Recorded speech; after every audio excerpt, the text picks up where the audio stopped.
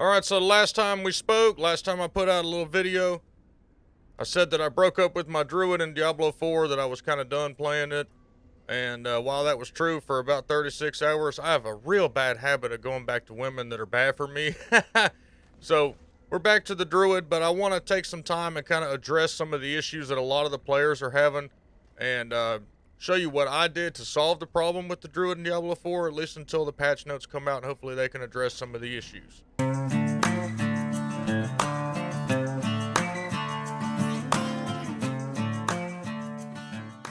So the number one thing that I noticed, I went and made this rogue, and I'm talking about y'all immediately started getting drops like uniques. So the best way to do it if you're trying to make an alt is get with a group, get them to kind of do the capstones for you, kind of power level you through those 2 capstones, and then get in what we call the high chair and get some experience.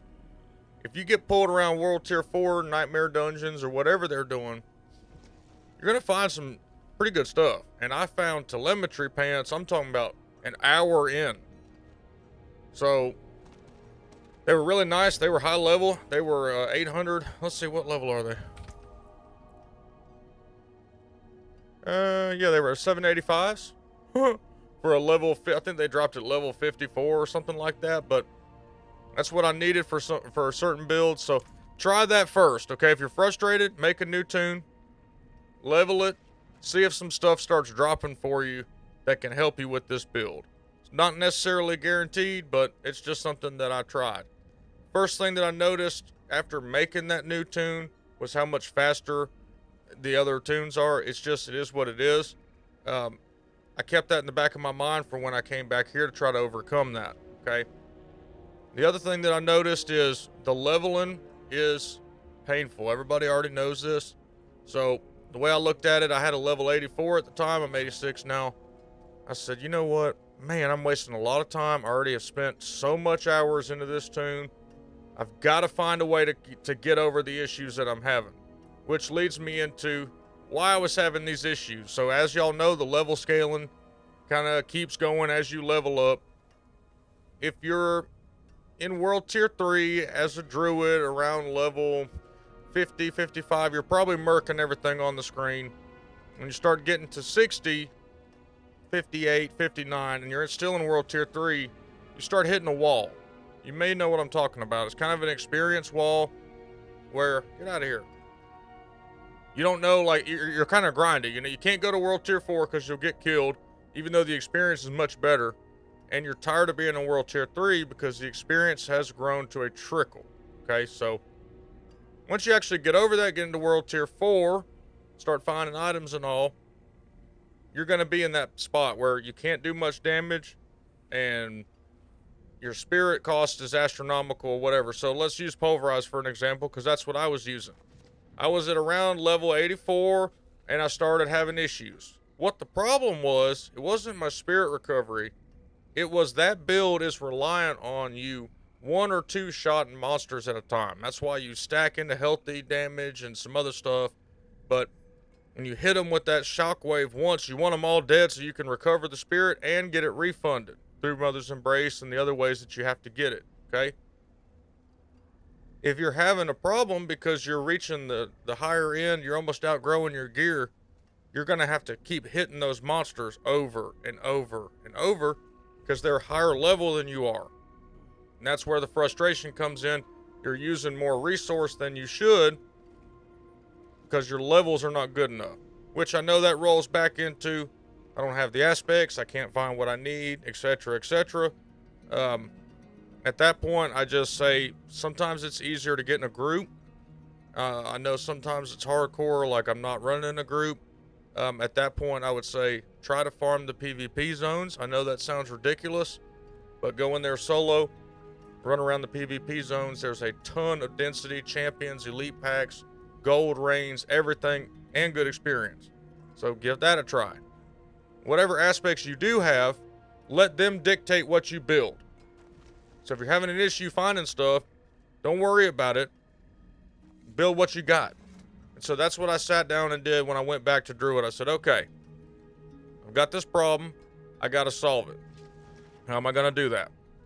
Well, I started looking at my aspects that I had. I got some damaged ones. I had Grizzly Rage. The big one was I kept finding this Waxen Gibbous. Now, I know I talk about I didn't find a lot of uniques, but I found like 2 or 3 of these for some reason. Gain stealth for 2 seconds when killing enemies with Shred. Breaking stealth with an attack grants ambush, which guarantees critical strikes for 2.5 seconds. I want to use that. So I looked at that, put it together. You don't have to go look at a build guide. You can kind of figure this out for yourself, right? So I just started piecing some stuff together. Well, I had this is Shred, so let's see what else can I use with Shred. Well, I've got this Grizzly Rage, turns me into a werewolf, and I get crazy spirit regen back. Core skills deal more damage, you know, etc. Here's another Shred. So I built a Shred. I played around with it. My God, y'all, comes to life. So not every build like Pulverize is super reliant on a bunch of aspects. Now, yeah, it is Druid. It is reliant on aspects, period. It's not like Rogue where you can put 2 aspects on and the rest are rares and that's fine and dandy. But some of these other builds like Storm, Wolf, and all this, you got to have all these crazy items. With this one, you know, you still need items, but they're not as hard to come by as some of these really like crazy rare ones that usually the Barbarian stuff's dropping for. So another thing that I can tell you is check your builds, check your tree.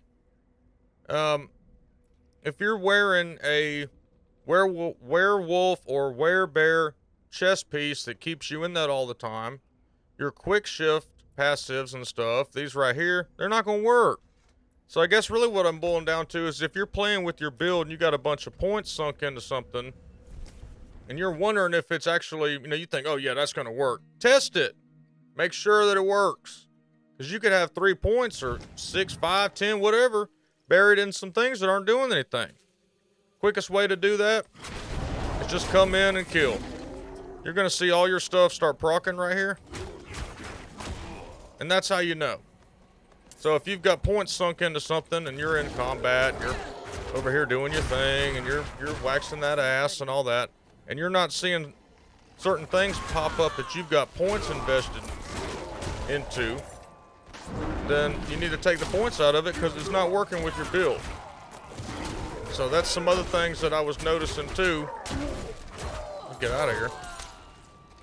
Was that I had a couple of points into things that weren't doing anything for the build. So if you take those, you fix them, you put them into something that can actually work, really help you out as well. I know a lot of this is real elementary, you know, Hawg, no shit. But you could be overlooking it just like I was and not thinking about anything. Now, the last point that I want to bring up. I went and looked at Max Roll. I didn't look at the guides. I looked at the information they have about like the mechanics. That's what I really like Max Roll for, is they've got mathematical formulas, and not that I understand all of that, but it will really help you dive into the base damage mechanics and stuff like that. But my point for this is they made a really, really good point about the Paragon board, okay? I'm going to share this with you because I messed up.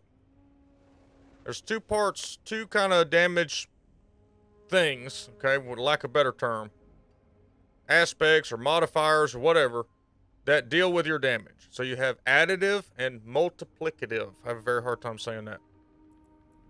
If you miss out on some of your legendary nodes and stuff, trying to make this elaborate crazy tree, and all you're doing is taking all of these rare nodes and stuff, you're missing out on multiplicative damage. So you see here, plus 28% core skill damage, additive. Plus 7% core skill damage, additive.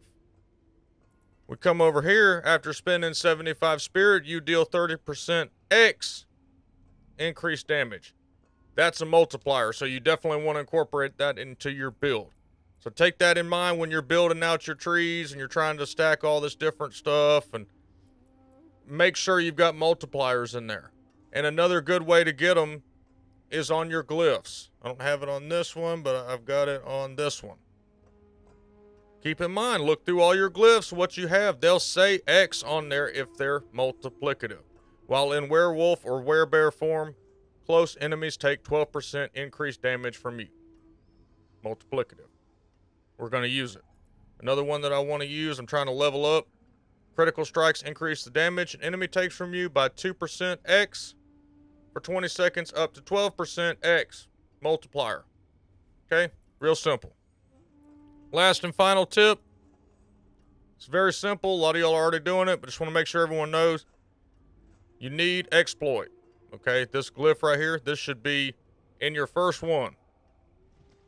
It's my opinion. I think it should be in the first one. Wherever you put it, at least you have it somewhere. This is what makes all the enemies vulnerable first time you hit them. Every 20 seconds. Okay? So if you're adding stuff into your build to make enemies vulnerable, delete that stuff, put it in something that's useful. You've got this socket right here. Okay? Listen, thanks for watching. Hope this helps you out. If you need a group to run with, okay, the Discord, my link's in the description below for the House of Hawg. We ain't my wee wild baby. We got build guides and resources and a community and looking for groups and a little marketplace and like all kind of stuff over there. Really great resource. Come on in if you need a group, if you need help or whatever, or if you just want a community to run with, because it is kind of hard to find. Well, there is no group finder in the game whatsoever. See them for all your Diablo 4 needs. Appreciate y'all. Thanks for watching. Make sure to hit like and subscribe for more Diablo 4 Hawg content. We'll see you next time.